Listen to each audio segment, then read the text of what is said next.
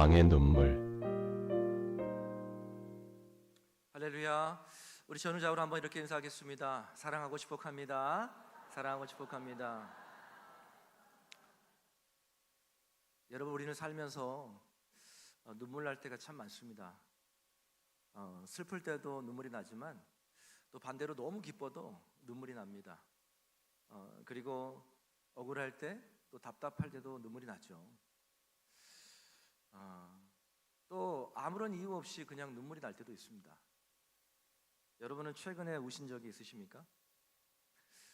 오늘은 예수님께서 예루살렘을 입성하신 그 날을 기념해서 종료 주일로 드리게 되는데, 사실 예수님께서 그 예루살렘으로 가신 이유는 십자가에서 죽으시기 위하여 가는 발걸음이었죠. 오늘 본문을 보시면 예수님께서 그 예루살렘으로 입성하시는 그 모습을, 그 장면을 우리에게 보여주고 있는데, 저는 오늘 세 가지 관점에서 그 예루살렘 입성하신 그 모습을 좀 함께 좀 살펴보기를 원합니다. 여러분, 오늘 본문을 보시면 예수님이 예루살렘으로 입성하실 때 수많은 사람들이 길에 나와서 예수님을 환호했습니다. 오늘 우리 할렐루야 찬양대가 호산나 호산나 찬양하지 않았습니까? 우리를 구원하소서라는 뜻인데, 예수님을 왕으로 맞이하며 정말 환호했습니다. 그 분위기는 정말 축제적인 그런 분위기였습니다. 애들도 어른도 다 함께 나와서 마치 2002 월드컵 때 막 다 너도 나도 모여가지고 막 응원하고 그런 축제적인 그런 분위기를 생각하시면 될 것 같아요. 여러분, 그런데 이러한 수많은 인파의 환호 속에서 예수님의 모습을 좀 잠깐 볼 필요가 있는데, 많은 사람들이 기뻐하며 막 그렇게 찬양하며 축제적인 분위기 가운데 예수님은 울고 계셨습니다.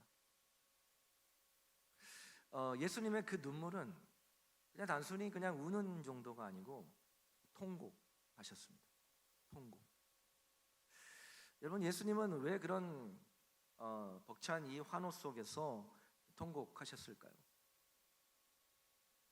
저는 오늘 이 말씀을 통해서 예수님께서 통곡하신 그 이유, 과연 이 눈물은 누구를 위한 눈물이고, 또 오늘 저와 여러분에게 있어서 이 눈물이 도대체 어떤 의미인지를 한번 살펴보고자 합니다. 예수님께서 예루살렘으로 입성하셨을 때에 거의 예루살렘에 가까이 갔을 때 제자들에게, 제자 2명에게 이렇게 명령을 하셨습니다.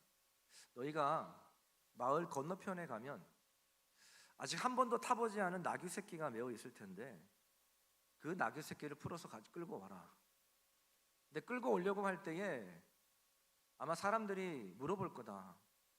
왜 푸느냐? 왜 나귀를 끌고 가려고 하느냐? 이렇게 물어볼 텐데, 만약에 사람들이 그렇게 물어보면 주가 쓰시겠다, 이렇게 그냥 이야기하면 된다, 이렇게 말씀하셨어요. 그 두 제자가 예수님의 명령대로 순종해서 마을 건너편으로 가게 됩니다. 마을 건너편에 가서 보니까 예수님 말씀하신 대로 정말 한 번도 타보지 않은 나귀 새끼가 메어 있었어요. 제자들이 그 나귀 새끼를 풀어서 끌고 가려고 하니까 정말 예수님께서 말씀하신 대로 사람들이 물어보는 거예요. 어찌하여 너희가 나귀 새끼를 푸느냐? 왜 나귀 새끼를 푸느냐? 이렇게 물어보는 거예요. 예수님 말씀하신 대로. 그래서 이 제자들이 예수님이 가르쳐 주신 대로 주가 쓰시겠다, 이렇게 이야기를 합니다. 그랬더니 이 나귀 새끼의 주인이 아무 말도 하지 않고 자기의 나귀를 메어줍니다. 그래서 오늘 본문은 예수님께서 예루살렘을 입성하실 때 그 제자들이 끌고 온 나귀 새끼를 타고 지금 예루살렘으로 입성을 하고 계시는 것입니다. 여러분, 근데 우리가 여기서 한 가지 생각해 봐야 될 것이 있습니다. 그것이 무엇이냐면, 이 만왕의 왕 되신 예수님께서 예루살렘을 입성하시는데 왜 이렇게 화려하고 멋진 백마를 타고 가지 않으시고 볼품없는 너무나도 초라한 나귀 새끼를 타고 가셨는가라는 질문이죠. 여러분, 예수님께서 예루살렘을 입성하실 때 나귀 새끼를 타고 가신 이유가 있습니다. 세 가지 이유가 있는데요. 첫째, 예수님께서 예루살렘을 입성하실 때 나귀 새끼를 타고 가신 이유는 구약에 예언된 말씀을 성취하기 위함이었습니다. 한번 따라해 볼까요? 구약에 예언된 말씀을 성취하기 위해서다. 네. 여러분, 스가랴 9장 9절을 보게 되면 오늘이 예루살렘을 입성하신 그 모습이 그대로 예언되어 있습니다. 자, 스가랴서 9장 9절을 한번 볼까요? 우리 함께 읽어보겠습니다. 시작. 시온에 따라 크게 기뻐할지어다. 예루살렘에 따라 즐거이 부를지어다. 보라, 내 왕이 내게 임하시나니. 여기서 왕은 누구죠? 예수님이시죠. 왕이 입성을 하는데, 그는, 예수님은 공의로우시며 구원을 베푸시며 겸손하여서 뭘 타고 오십니까? 나귀를 타고 오시는데 아주 구체적으로 이야기해요. 나귀의 작은 것, 곧 뭘 타고 오세요? 나귀 새끼를 타고 오신다라고 스가랴서 9장 9절은 예언하고 있습니다. 정확하죠. 예수님께서 예루살렘을 입성하실 때 그 볼품없는 초라한 나귀 새끼를 타신 이유는 구약에서 예언된 그 하나님의 말씀을 성취하기 위함이었습니다. 여러분, 예수님의 생애는 이미 구약에 다 예언되어 있는 말씀들입니다. 다시 말씀드리면 예수님의 탄생과 예수님이 십자가 지시고 또 그리고 예수님이 죽으시고 부활하신 승천하신 그 모든 일련의 사건들이 그냥 우연히 일어난 사건이 아니라 이미 구약에 하나님께서 선지자들을 통해서 예언하신 그 말씀의 성취라는 것이죠. 그래서 여러분, 우리가 구약 성경을 보게 되면 우리는 그 구약 성경에서 누구를 발견할 수 있냐면 바로 우리를 구원하신 예수 그리스도를 발견할 수 있습니다. 그래서 구약에 보시면은 예수님에 대한 이야기, 예수님이라는 단어가 나오지는 않지만 그 예언된 말씀을 통해서 예수님에 대한 스토리가 굉장히 많이 있어요. 예수님을 예표하고 또 예수님에 대한 그 그리스도의 모형, 또 예수님에 대한 예언들, 수많은 구약 성경에 우리는 예수님의 모습들을 발견해 볼 수 있어요. 오늘 이 본문에 예수님께서 예루살렘을 입성하실 때 나귀를 타고 가신 것은 그냥 우연히 일어난 사건이 아니라 이미 하나님께서 선지자를 통해서 예언한 그 말씀을 이루게 하기 위해서 나귀 새끼를 타고 가셨다라는 것이죠. 두 번째, 예수님께서 나귀 새끼를 타고 예루살렘을 입성하신 이유는 무엇이냐면 예수님은 겸손의 왕이시다라는 것을 보여주기 위함이었습니다. 예수님이 무슨 왕이요? 겸손의 왕. 예수님은 겸손의 왕이세요. 그것도 여러분 구약 성경에 예언되어 있죠. 다시 우리 스가랴 9장 9절을 보시면 같이 한번 보겠습니다. 시작. 내 왕이 내게 임하시나니 그는 공의로우시며 구원을 베푸시며. 자, 누구에 대한 이야기예요 지금? 예수님에 대한 이야기예요. 자, 그는 공의로우시고, 예수님은 공의로우시고, 예수님은 구원을 베푸시며. 자, 중요한 단어가 나오죠. 그리고 또 그분은 겸손하여서. 그분은 뭐라고요? 겸손하여서. 자, 뭘 타십니까? 겸손하여서 나귀 새끼를 타시니 나귀의 작은 것 곧 나귀 새끼니라. 예수님이 겸손하여서 나귀 새끼를 타셨다라는 겁니다. 여러분, 예수님은 만왕의 왕이시지만 가장 낮은 모습으로 이 땅에 오셨습니다. 그리고 가장 낮은 모습으로 우리를 위해 죽으셨습니다. 유대인들이 기다리던 이 구원자 메시아와의 모습과는 너무나도 달랐어요. 여러분, 유대인들이 기다리던 메시아의 모습은 어떤 모습이었을까요?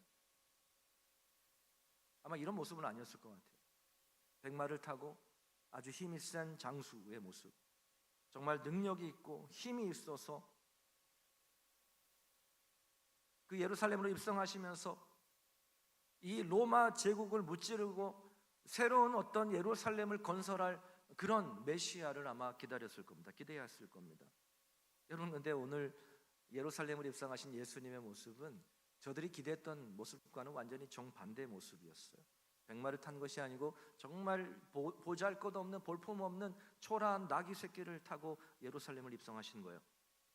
여러분, 예수님은 스스로 자기를 낮추신 겸손의 왕이십니다. 그래서 여러분, 빌립보서 2장 6절에서 8절을 보시면 사도 바울이 예수님에 관하여 이렇게 이야기를 했어요. 예수님은 근본 하나님의 본체시나 여러분, 예수님이 하나님의 본체시다라고 하는 것은 예수님은 누구시라는 거죠?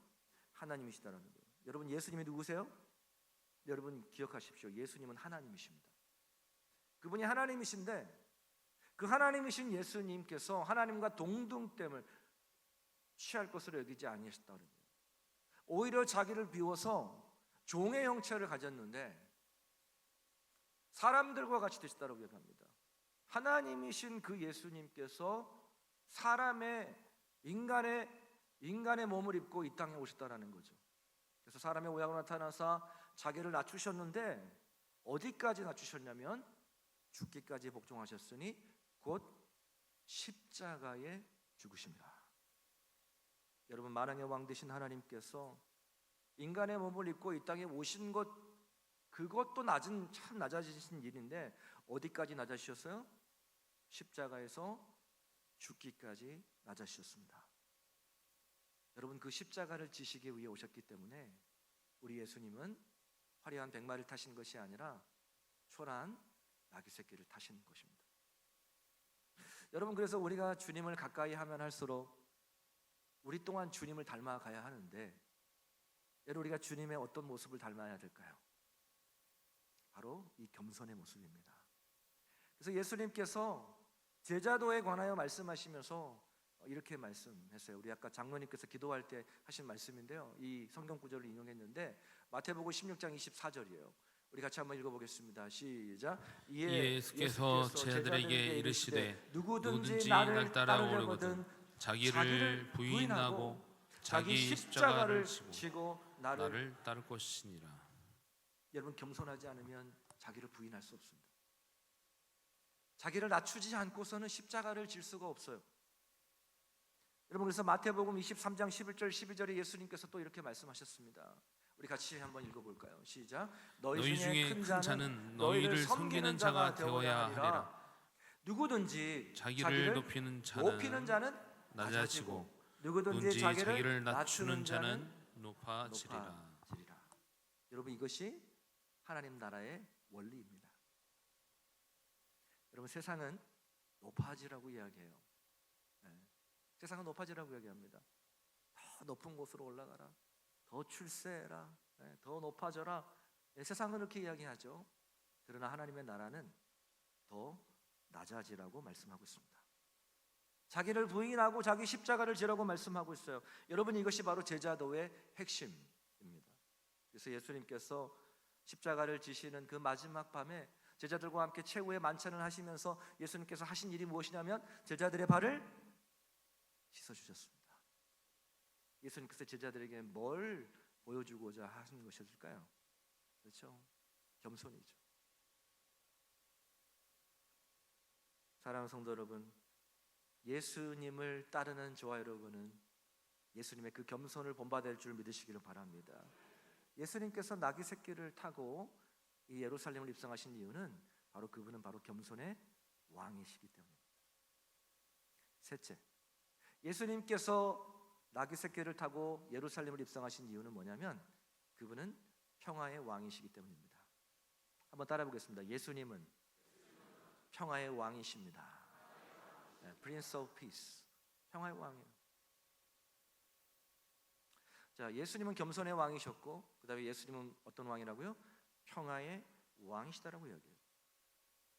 스가랴서 9장 9절에 예수님께서 나귀 새끼를 타고 예루살렘으로 입성하실 것을 예언하면서 그 바로 다음 구절인 스가랴서 9장 10절에 이렇게 이야기해주고 있어요. 우리 함께 읽어보겠습니다. 시작.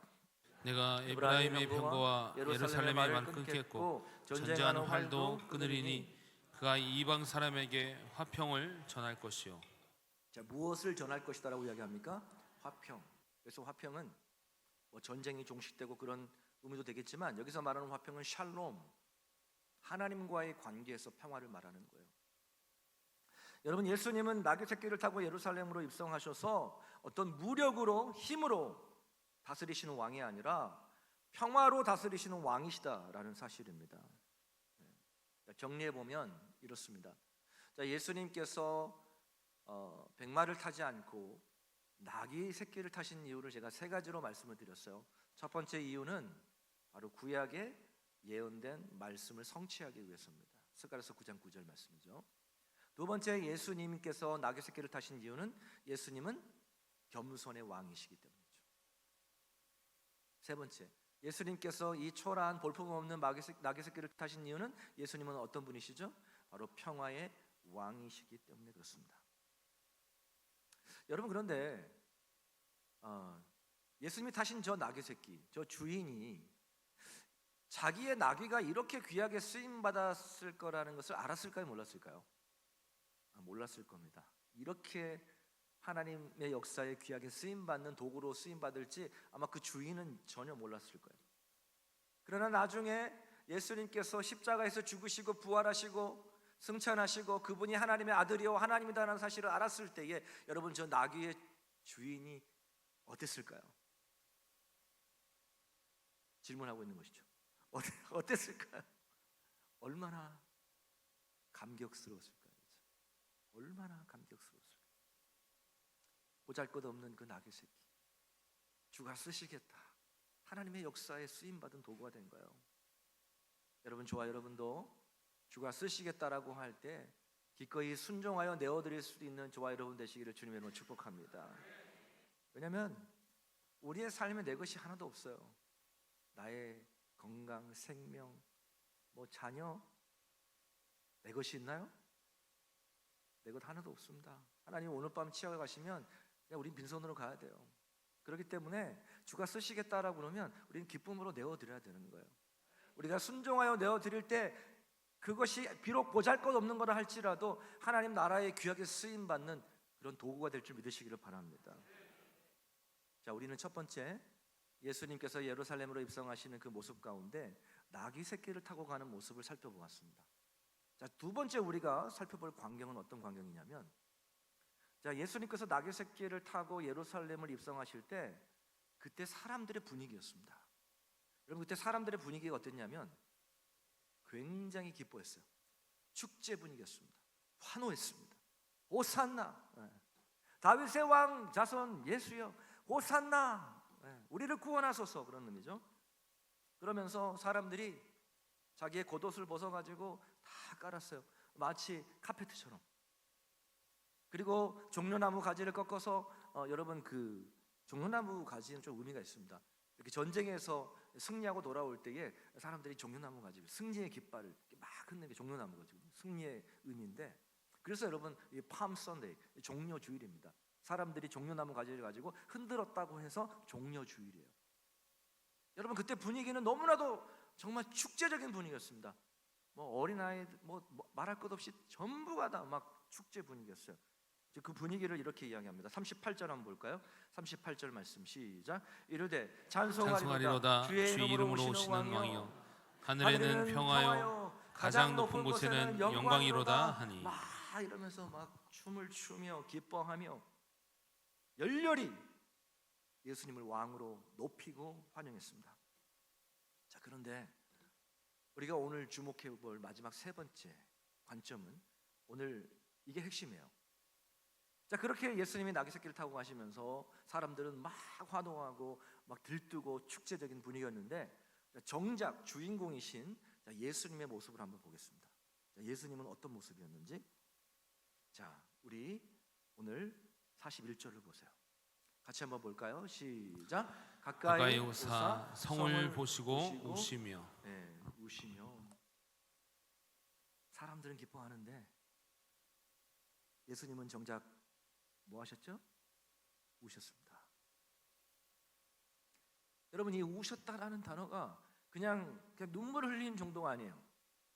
헬라어로 보게 되면 이 클라이오라는 단어를 쓰는데, 이 클라이오라는 저 단어의 뜻이 뭐냐면 이 통곡하다라는, cry out, 소리내요, 막 통곡하게 우십니다. 여러분, 사람들이 그렇게 기뻐하고 환호하는데 그 환호 속에서 예수님은 통곡하셨습니다. 예수님이 왜 우셨을까요? 그 이유가 이어지는 42절에서 44절에 그 이유가 나와 있어요. 예수님이 통곡하신 이유. 우리 한번 같이 읽어볼까요? 시작. 이르시되 너도 오늘 이 평화에 관한 일을 알았더라면 좋을 뻔하였거니와. 자, 여기까지요. 자, 여러분, 예수님이 오늘 이 평화에 관한 일을 알았더라면 좋았을 것을. 저들이 알았다는 이야기예요, 몰랐다는 이야기예요? 몰랐다는 거예요. 무슨 말이냐면 저 평화는 샬롬이에요. 샬롬.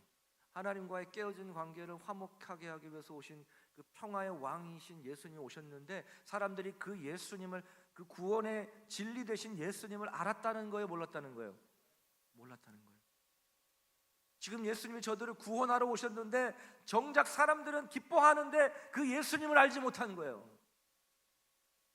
예수님 그 모습을 보면서 너무너무 슬픈 거예요. 그래서 지금 내 눈이 숨겨졌다, 내 눈이 가려졌다라는 거예요. 아까 그 영상에서 잠깐 보였죠. 그 눈이 가려진 거예요. 예수님을 보지 못한 거예요. 그 다음요 43절. 그러면서 예수님이 이렇게 예언합니다. 예루살렘에 대해서 이렇게 예언해요. 함께 읽어볼까요? 시작. 날이 이를지라 네 원수들이 토둔을 쌓고 너를 둘러 사면으로 가두고 그리고 44절. 또 너와 및 그 가운데 있는 내 자식들을 땅에 메어 치며 돌 하나도 돌 위에 남기지 아니하리니 이는 내가 보살핌 받는 날을 알지 못함을 이남이니라 하시니라. 여러분, 무슨 일이 있을 거라는 이야기죠? 예루살렘이 멸망할 거다라는 거예요. 예수님은 그 예루살렘의 멸망을 바라보시면서 안타까워 우신 거예요. 여러분, 역사적으로 실제로 AD 70년 여러분 예루살렘은 로마에 의해서 완전히 멸망하게 됩니다. 특별히 로마 군대를 이끌었던 티투스 장군은 그 예루살렘, 그 유대인들의 종교의 그 신앙의 중심지, 구심점이 된 예루살렘 성전을 정말 말 그대로 예수님이 예언하신 대로 돌 위에 돈 하나 남지 않고 다 무너뜨려 버렸습니다. 그리고 이 로마가 유대인들을 조롱하기 위해서 이 예루살렘 서쪽 벽 하나만 남겨놨는데, 여러분 지금도 예루살렘에 가면 그 벽이 그대로 존재합니다. 저 벽이 바로 통곡의 벽입니다. 여러분, 예수님께서 예루살렘으로 가신 이유는 뭐 하기 위해서 가신 거죠? 십자가를 지시기 위해서 가신 거죠. 고난의 길이었습니다. 이제 곧 있으면은 십자가에 이제 지시고 죽으셔야 되는 거예요.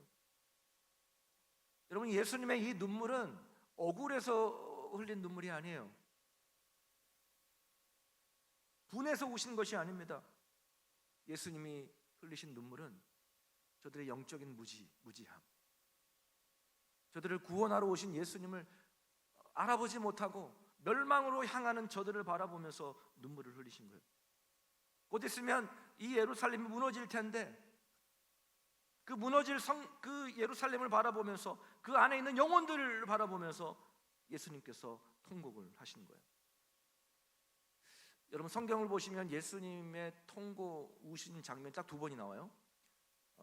그 요한복음 11장에 보면 나사로의 죽음 앞에 그 무덤 앞에서 예수님이 통곡을 하십니다. 그때도 똑같이 클라이오라는 단어를 써요. 예수님이 통곡하셨어요. 여러분, 예수님께서 그 나사로의 그 무덤 앞에서 통곡하신 이유는 나사로가 죽어서가 아니었어요. 왜냐하면 예수님은 아셨죠. 죽은 나사로를 살리실 것을 아셨어요. 근데 왜 우셨냐면은 죽음이 끝인 줄 알고 슬퍼하며 애통하는 그 사람들을 바라보면서 안타까워 우셨어요. 그리고 두 번째 눈물은 바로 예루살렘 성을 바라보시면서 우셨어요. 근데 이 똑같이 이 클라이오라는 단어를 썼는데 공통점이 있습니다. 그 공통점은 뭐냐면 예수님의 눈물은 자기 자신을 위한 눈물이 아니라 다른 사람들을 향한 눈물이었습니다. 바로 저와 여러분을 향한 눈물이었습니다.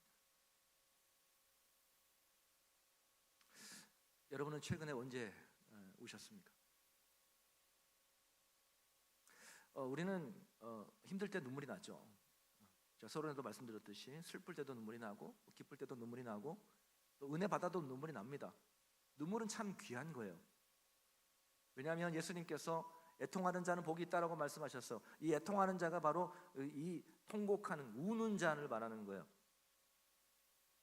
왜 우는 자가 복이 있느냐? 하나님의 위로를 받기 때문이죠. 눈물은 참 값진 거예요. 귀한 겁니다. 여러분, 그 눈물 중에서 가장 귀한 눈물이 뭐냐면 바로 우리 예수님의 눈물인 줄 믿으시기를 바랍니다. 여러분, 예수님의 눈물이 귀한 것은 그 눈물이 자기를 위한 눈물이 아니라 바로 저와 여러분을 위한 눈물이기 때문에 그렇습니다. 여러분, 그러면 우리는 누구를 위해서 울어야 될까요? 첫 번째, 죽어가는 영혼들입니다. 우리 함께 따라하겠습니다. 우리는 죽어가는 영혼들을 위해 울어야 합니다. 아직 예수 그리스도를 모르는 그 죽어가는 영혼들을 바라보며 울어야 되는 거예요. 예수님께서 지금 그것 때문에 우시는 거예요. 예루살렘에 멸망할 구원의 진리 되신 예수 그리스도를 모른 채 멸망으로 향하는 그 영혼들을 바라보며 예수님이 안타까워 우시는 거예요. 우리는 그 예수님의 눈물을 우리는 담아야 되는 겁니다. 우리 또한 죽어가는 그 영혼들을 바라보며 그 예수님의 눈물을 우리 가운데 흘려야 되는 것입니다. 여러분, 하나님이 세상을 이처럼 사랑하사 독생자를 주셨으니 누구든지 그를 믿는 자마다 멸망치 않고 영생을 얻게 하려 하심이라. 여러분 믿으시죠? 예수님을 믿는 자마다 멸망치 않는다. 여러분 반대로 생각해 봅시다. 믿지 않으면 뭐예요? 멸망이죠. 그렇다면 여러분, 예수님 믿지 않는 자들은 지금 어디의 길로 가고 있는 거예요? 멸망의 길로 가고 있는 거잖아요. 우리는 그들을 바라볼 때에 누군가 전도하겠지, 여러분 이런 마음이 아니라 오늘 이 예수님의 안타까운 눈물이 우리의 눈물이 되어야 될 줄 믿으시기를 바랍니다. 뿐만 아니라 우리가 울어야 될 대상은 누구이냐면 바로 우리 자녀들을 위해서 울어야 됩니다. 다음 세대. 예수님께서 예루살렘으로 입성하시고 얼마 안 있다가 이제 잡히시고 십자가를 지고 골고다로 언덕으로 올라가십니다. 예수님이 골고다로 올라오실 때 쓰러지고 또 쓰러지셨어요. 피를 하도 많이 흘리셔갖고 채찍에 많이 맞고 탈진 상태였습니다. 그것을 바라보았던 수많은 여인들이 막 통곡을 했습니다. 예수님의 그 고난당하는 모습을 보면서 통곡을 했어요. 그때 예수님께서 그 여인들을 바라보시면서 뭐라고 말씀하셨냐면 누가복음 23장 28절 한번 보세요. 한번 같이 읽어보겠습니다. 시작. 예루살렘의 딸들아, 나를 위하여 울지 말고 너희와 너희 자녀를 위하여 울어라. 이렇게 말씀하십니다. 누구를 위하여 울라고 말씀하십니까? 너와 너 자녀를 위해서 울어라, 이렇게 얘기하는 거예요. 왜냐하면 우리 자녀들을 위해서 울지 않으면 저들이 어디로 가기 때문이죠? 멸망의 길로 가기 때문에. 여러분, 지금 이 시대가 그렇습니다. 우리 다음 세대가 무너져 가고 있어요. 이게 진짜 허황된 말이 아닙니다. 정말 무너져 가고 있습니다. 교회마다 주일학교가 거의 없어요. 앞으로 2020, 30년이 되면 4년 후에 90% 주일학교 사라진다 그래요. 10개 중에 9개 교회가 주일학교가 없는 거예요. 여러분, 주일학교가 사라지는 게 문제가 아닙니다. 지금 세상이 너무나도 비성경적인 가치관으로 우리 아이들을 물들어가고 있습니다. 무섭게 물들어가고 있어요. 우리 아이들 그것도 모른 채 그냥 거기에 물들어가는 거예요. 미국만의 이야기가 아닙니다. 우리나라도 심각합니다. 우리는 우리 자녀들을 위해서 울지 않으면 우리 다음 세대의 이 믿음의 이 계보가 끊어지는 겁니다. 멸망의 길로 갈 수밖에 없는 거예요. 여러분, 우리는 오늘 이 예수님의 눈물을 우리의 눈에 심어야 될 줄 믿으시기를 바랍니다. 안타까워 울어야 되는 거예요. 죽어가는 남편을 바라보며 믿지 않는 우리 남편, 믿지 않는 우리 자녀들, 주변에 믿지 않는 수많은 멸망의 길을 가는 그 영혼들을 바라보면서 우리는 울어야 되는 거예요. 여러분, 예수님의 이 눈물 때문에 우리가 생명을 얻게 된 거 아니겠습니까? 여러분, 눈물은 정말 힘이 있어요. 특별히 어머니의 눈물은 진짜 힘이 있습니다. 여러분, 울며 기도하시길 바랍니다. 하나님이 그 눈물을 기억하십니다. 성경은 이렇게 얘기합니다. 시편 126편 5절 같이 한번 읽어볼까요? 시작. 눈물을 흘리며 씨를 뿌리는 자는 기쁨으로 단을 거두리로다. 할렐루야. 우리가 눈물로 씨를 뿌리면 하나님께서는 기쁨으로 단을 거두신다라고 이야기합니다. 사랑하는 성도 여러분, 우리 눈에 눈물이 마르지 않기를 축복합니다. 주변에 죽어가는 영혼들을 바라보며 우리는 눈물을 흘려야 되고, 또 우리 자녀를 바라보며 안타까워하는 마음으로 눈물을 흘려야 되고, 우리가 그 눈물의 씨를 뿌릴 때에 하나님께서는 반드시 기쁨으로 단을 거두게 하실 것입니다. 우리가 이번 한 주 그 예수님의 눈물을 우리의 눈에 담고 십자가를 바라보며 믿음으로 승리하는 이 고난주간 한 주간이 되시기를 주님의 이름으로 축복합니다. 우리 함께 이 시간에 찬양하겠습니다. 그 사람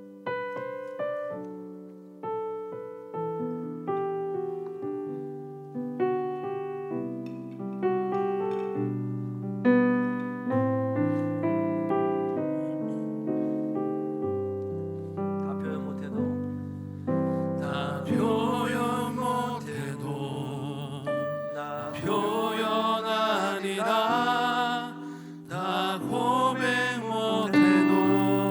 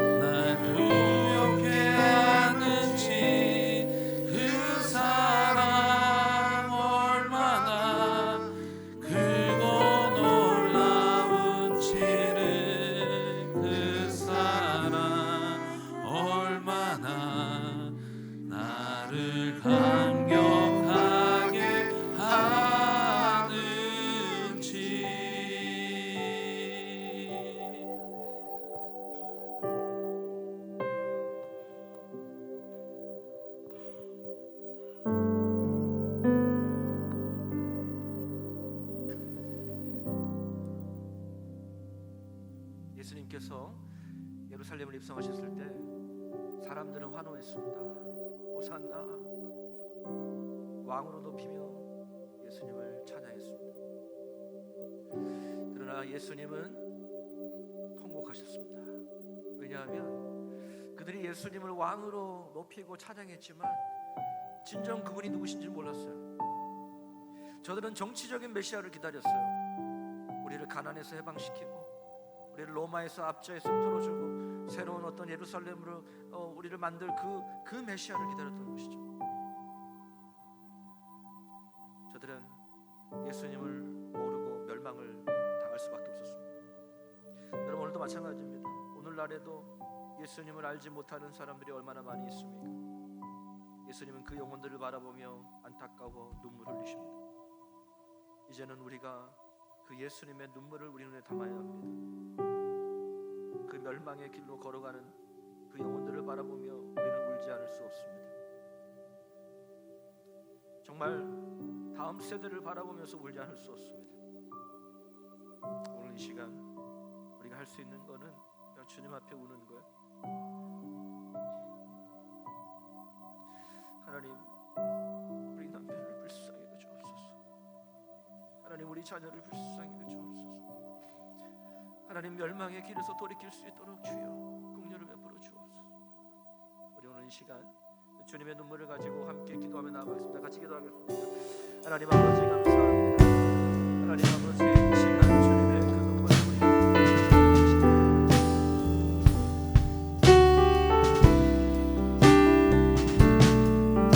하나님 아버지 정말 죽어가는 그 멸망의 길로 가는 그 영혼들을 안타까워하며 우시는 그 주님의 눈물 하나님 우리 가운데 허락하여 주시옵소서. 하나님 그 눈물이 주 주님의 눈물을 하나님 우리 내어 주시옵소서. 하나님 그래서 죽어가는 영혼들을 바라보며 하나님 아버지 우리 가끔 바라보는 이 안타까운 마음 주님의 마음 우리가 눈물을 기도하며 보여주시옵소서. 하나님 그리고 원하는 주님의 찬송 하나님 아버지 그 주님의 신사를 우리가 함께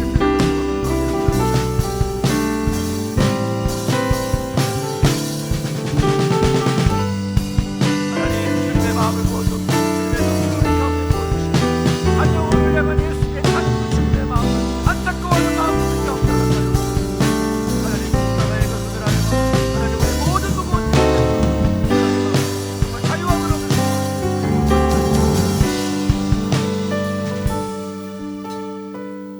존귀하신 우리 하나님 아버지 감사와 찬양과 영광을 주님께 올려드립니다.